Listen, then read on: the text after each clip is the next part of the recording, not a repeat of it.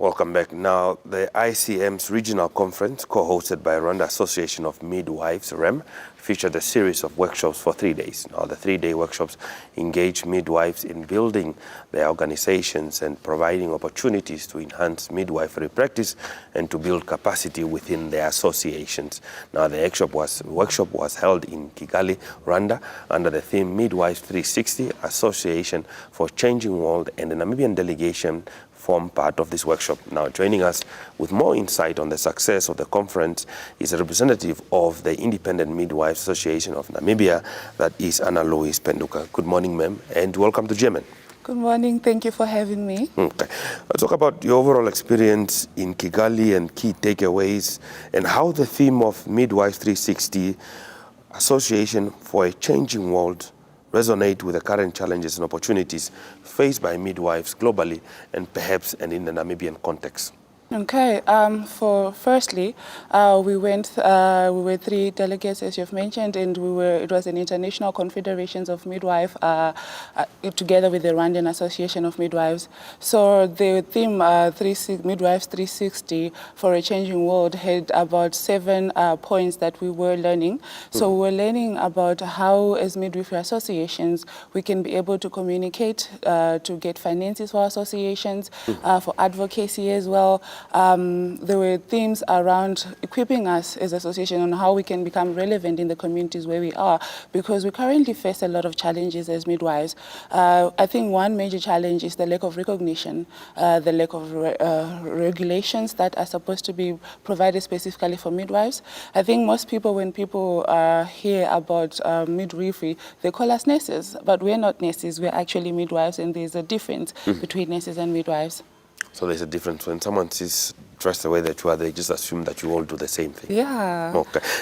What are some of the notable cultural practices that you observe, especially during your engagements with all these international partners in relation to midwifery, that might possibly be applicable in Namibia and are being done elsewhere and could possibly work? Okay. We learned a lot, I must tell you. When we came back, we were excited to tell the country, to tell our fellow midwives about what we learned. There's a lot of innovation in other countries, especially when it comes to mobile midwifery, especially when it comes to community involvement and engagement. I must say we learned a lot from the Ugandan midwives and also from East Mediterranean midwives, so much that we still need to employ and actually put into the works. We have seen that they have also engaged with a lot of job shadowing and young midwifery practices, where we equip and mentor young midwives so that they can better shape tomorrow. So we need to create apps where we can reach people where they're in remote areas. We saw that, for instance, with our fellow midwives from the East Mediterranean, where they had tsunamis happen to them, they had to find innovative ways to reaching the mothers. And there were people that were also coming from Iran and other war-torn areas, and they had to tell us about their experiences being with midwives traveling to these places in a way that they could deliver mothers that are having bullets being shot around them. So I think we learned a lot as Namibian midwives. Being in this place also, actually, we felt privileged to be in Namibia as well. Okay. Let's talk about some of these innovative practices in midwifery that you believe could possibly benefit Namibia. Any 1 or 2 highlights? So the mobile health, for instance, the mobile health allows for mothers and midwives to communicate constantly during pregnancy. It allows the midwife to actually inform the mother of changes that could be happening to them in the 1st, 2nd, and 3rd trimester. It allows them for the mother to communicate when there's a challenge and immediately identify danger signs, so that we can be able to actually tell them to go to the nearest health facility so that they can actually get help. I think the other one was the platform for mental health, identifying danger signs, which in Africa, we don't talk about mental health. We don't want to acknowledge that there's depression at most times. So it's become something that we need to speak about loudly so that people can identify when a mother is having actually prenatal mental health or having any postpartum depression, and she can actually seek help before she harms herself, her baby, or something happens in the community that can be detrimental to the whole community and to the country as well. So the service in a line to mothers that are expecting to have given birth goes beyond simply just preparing for delivery, but other factors around the area also need to be considered. The fact of the matter that is that the safe delivery should start even before the woman conceives. She should be able to understand the journey of pregnancy, and having midwives in the community, which is something we really don't have. We do have community nurses, but we are advocating for community midwives that can be able to start health educating already mothers from the moment they're planning to be pregnant, to advocate for them to actually reach ANC. And according to the World Health Organization, we want them to have 8 visits during this pregnancy. So it starts literally as she plans to get the pregnancy, whether it's planned or unplanned. We also want her to reach health facilities so that she can actually better be equipped. We understand, like, for instance, currently there's a huge, most mothers are suffering from anemia because they come unbooked, and therefore we had even postpartum hemorrhage is one of our workshops, because postpartum hemorrhage is one of the main killers of mothers during pregnancy. So we were also taught on how we can even manage it even with limited resources. So we're also now advocating for these things that the World Health Organization, which we had representatives there, were actually telling us how can we manage it, because it's still killing mothers and babies in Namibia. It's actually on the top right now, as it was presented by Sister Carla the other day after gathering statistics. Well, now let's talk about some of those collaboration opportunities and networking opportunities that you might have achieved or are likely to achieve based on the engagement with other professionals from other parts of the world, and some of those things that you highlighted, especially the pressing challenges that you highlighted from other countries and not necessarily from Namibia, and how can you collectively work towards solving those issues? For instance, you talked about maybe one of the mobile, services to the women. What else? Look, we have a long way to go. We are here because we're advocating for our association. We still have far to go. The collaborations that we saw there was learning from other countries. For instance, as I've already mentioned, we had sub-Saharan African countries like South Africa, Malawi, Zambia, that have already on their forefront have midwives in policy-making positions, in the government sitting there, because no one can speak for midwives except for midwives. You can make policies for us, but if we're not sitting at the right tables, we're not going to be able to make decisions like that.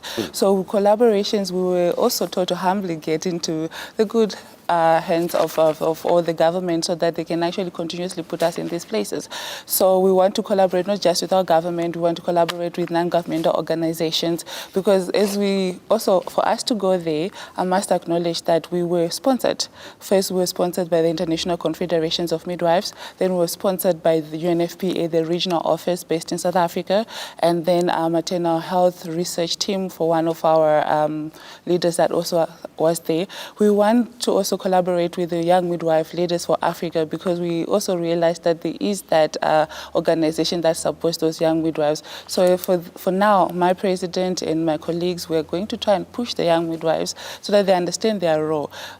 The other thing that confuses the young midwives currently is because we're not remunerated in the right way. So they're not motivated to actually acknowledge themselves as young midwives. Some of the people just see it as a means to an end. So we want to actually start advocating for that financial strategies to actually equip not just our association but the midwives, so that they can feel that they have a voice in the community. So just to say, let's talk about, if you look at the other partners that were attending this event or other countries that are represented through the association, there are challenges as compared to Namibia. Is Namibia much better off compared to other parts of the world? Look, I think every one of us have got different challenges. We are much better in that we are not in the war-torn area like some of the people were coming from, and but we still have a long way to go. Like, for instance, we're passionate about reaching our rural or remote areas in Namibia where we really are underserved. We have shortages of midwives in our facilities. We want to advocate for more midwives in our facilities so that our mothers can be seen early and efficiently as well. We have mental health burden on midwives as well, not just on mothers but on midwives. How can we actually address all these issues that we are facing? And I see that the challenges, everybody is speaking about the same challenges, and we have to come together as a collective of midwives. That's why there's this International Confederation of Midwives. How can we come together and start finding solutions, innovative solutions to resolve these issues? Okay. Now, finally, as we conclude, based on the gains that have been gained from the conference, What are the future plans for Imana within the next few years and possibly for Namibia? Well, we need support. I think that is the main thing. We need support, we need recognition. The future right now is for us to advocate for support and advocate for recognition. We want to sit in the tables where they make maternal and neonatal health decisions for mothers. So we're hoping that we can be recognized. We're hoping that we can also establish twinning projects, because when we were there, the other countries did twinning projects either with a European country or with another well-developed association, so that we can better understand what we want to do. We were equipped, like I'm the treasurer of my association, we're equipped with how we can actually go and find funding for our association so that we can also better train our midwives. Currently, we have online training once a month for our association, but we want to increase that to something where we can sit down with our midwives and even do practicals, models, and actually reinforcing things that they did while they were training, whether undergraduate or in their postgraduate levels. Okay. Well, Madam Anna Louise Penduka, I wish we could continue this conversation more. There's so much more to talk about, but unfortunately we are running out of time. But we do thank you for making time to speak to us, and I'm glad indeed that the conference in Kigali was indeed a success. Thank you very much for having me. It's a pleasure. Now, that was Anna Louise Penduka, who's the treasurer of the Independent Midwives Association of Namibia, talking to us about the regional conference that recently took place in Rwanda, that was hosted by the Rwanda Association of Midwives, which featured a series of workshops for 3 days and highlighting that they're talking about that they need support, they need recognition, and also sitting at a table to where decisions are making concerning their sector. Now, stay tuned.